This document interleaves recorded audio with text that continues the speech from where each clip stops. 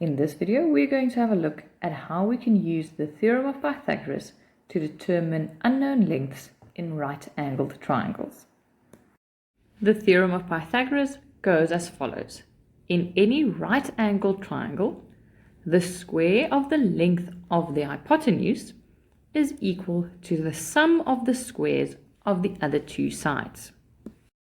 A right-angled triangle is a triangle that has a 90-degree angle in it. This will then be the biggest angle in the triangle, and the longest side will always be right across from it. This side is called the hypotenuse. In a triangle, capital letters are used to indicate the angles.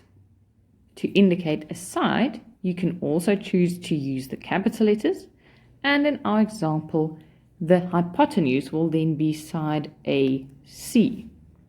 But you can also choose to use the lowercase letter of the angle right across from it. This hypotenuse can also then be named B. So in our triangle, we then also have a side small a and small c.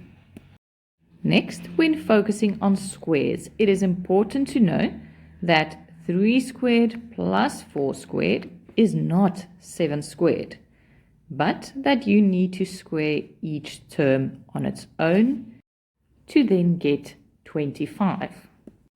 Just as important to know is that when I want to determine the square root of these same two values, I cannot calculate the square root of each of them separately, but I need to simplify inside the root first, which we now know is 25, and then calculate the square root to get 5. So the theorem of Pythagoras says that the hypotenuse squared will be the same as the sum of the two shorter sides squares. So determining the hypotenuse, we will be adding in our calculation. But if we want to determine the length of one of the shorter sides, we will have to start off by taking the square of our hypotenuse and then subtracting the square of the other shorter side. Let's have a look at some examples. Example 1. Determine the length of EF. So here we are given a right-angled triangle, and we need to determine the hypotenuse's length, which is right across from our 90-degree angle. You can choose to stick to the name EF, or you can make use of the lowercase letters. Remember that the side is named after the angle across from it. So we want to determine side D. We were given lengths for side E and for side F. So writing down the theorem of Pythagoras in terms of letters first, we're going to start with the hypotenuse, D squared, and that will be equal to the sum of the other two sides squared. So that is E squared plus F squared. The theorem of Pythagoras is part of geometry, where you always need to supply reasons for your statements. In this case, your reason will be the theorem of Pythagoras. Now we were given that side E is 9 and side F is 40, which means once we square them, we have 81 plus 1600. This means that D squared will be equal to 1681, and to determine D, I need to take the square root of this value. So, in the end, D is 41 meters. Once you've mastered all these steps, you can shorten it by simply saying that to determine the value of D, I'm going to take the square root of my two sides squared, 9 squared and 40 squared, added up.